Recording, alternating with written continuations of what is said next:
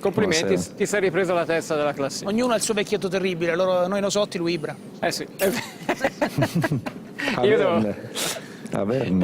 Partiamo proprio da qui. Intanto complimenti per la vittoria. Oggi il minimo comune denominatore di questa intervista è l'1. Uno come Ibra è un numero uno anche a quasi 40 anni. Parto da un singolo. La stupisce ancora? Di quello che fa Ibra, conoscendolo, vedendolo come si prepara, vedendolo come si allena, è difficile stupirsi, perché Ibra è un campione, e che poi è chiaro che è difficile riuscire a mantenere quello che sta facendo, perché in pratica quando sta bene, quando può giocare, ha quasi sempre realizzato 2 gol, quindi però Ibra è questo qua, e ha aiutato tantissimo e sta aiutando tantissimo la squadra a crescere, e la squadra è stata brava a crescere, a credere insomma, a un certo tipo di calcio, e siamo soddisfatti perché la partita non è stata per niente semplice, come è giusto che sia ai nostri livelli, però l'abbiamo vinta poi meritatamente. Il secondo uno che utilizzo è uno come primi in classifica. Va bene che la partita era difficile, complicata, per 60 minuti il Crotone ha retto il passo, però ora può diventare anche una motivazione di dialogo con i suoi giocatori, cioè ieri sera o stamattina in riunione tecnica torniamo primi. Beh, quello che ci diciamo tra di noi deve rimanere tra di noi. Noi abbiamo l'obiettivo che è quello di pretendere il massimo e di provare a vincere ogni singola partita. Questo nel modo più assoluto, perché siamo consapevoli delle nostre qualità, siamo consapevoli che diamo il massimo tutti i giorni per allenarci bene, per migliorare, per crescere, quindi la partita successiva è quella da vincere.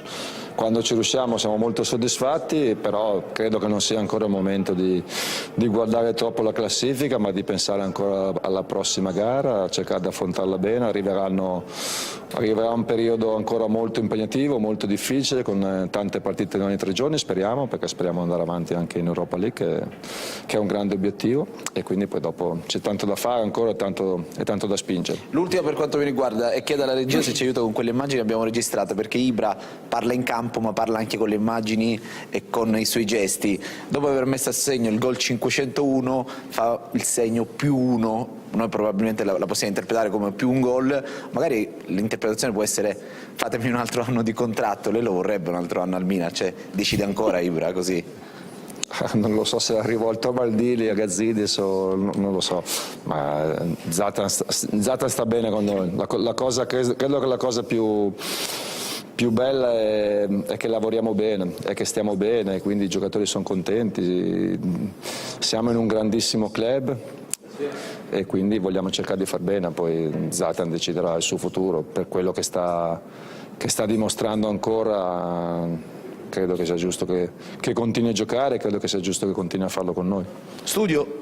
Ma a me sembra si rivolga al contratto, cioè, mi sembra che sia un'indicazione abbastanza precisa. Però insisto un attimo io su Ibrahimovic e poi lascio la parola agli altri, perché volevo chiederti che tipo di miracolo fisico è Ibrahimovic. Quando quelli della nostra generazione hanno in testa José Altafini, quando arrivò alla Juventus, aveva 34 anni, tra i 34 e i 38 fu decisivo in diverse partite, ma partendo dalla panchina giocava gli ultimi 20 minuti. Ora è vero che erano altri tempi, c'era un altro modo di allenarsi, anche di curarsi certamente, ma qui siamo di fronte a uno che a 40 anni invece riesce a giocare più partite, perché poi non vuole neanche uscire, le vuole giocare tutte per 90 minuti. Quindi io ti chiedo, cioè, che tipo di uomo è questo, al di là dell'aspetto tecnico, insomma, del giocatore? È un atleta che ha grandissime motivazioni, che cura il suo fisico, il suo corpo in maniera scrupolosa, perfetta, in tutto, nell'alimentazione, nel recupero, nella prevenzione, quindi è chiaro che per reggere a questi livelli significa che sei un professionista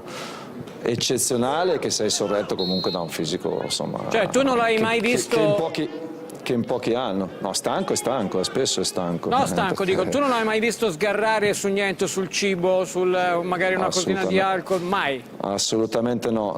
Adesso devo dire che alleno un gruppo che è difficile poi stabilire, cioè il primo che arriva sono ancora io nello spogliatoio, questo sicuro, però ormai i giocatori fanno quasi la gara, arrivare il prima possibile e andare via per ultimi, però Zlatan è sempre tra quelli, quindi mai un giorno che non si prepara bene, mai un giorno che non fa la prevenzione, che non fa il recupero, che non fa i suoi lavori di forza individuale, mai un giorno che salti qualcosa, perché sa quanto è importante comunque stare in buone condizioni, per poi se tu stai bene fisicamente e hai Certo. quella qualità che ha Zlatan, poi dopo è chiaro che puoi continuare a fare la differenza. Sì. Giancarlo. Caro Stefano, complimenti veramente per tutti, non vediamo l'ora che arrivi il 21 febbraio per goderci il derby, e il derby di quel livello è merito tuo e dei tuoi giocatori soprattutto. Ti chiedo una cosa, uno tra Rebic e Leao possono giocare così bene come giocano a sinistra anche a destra?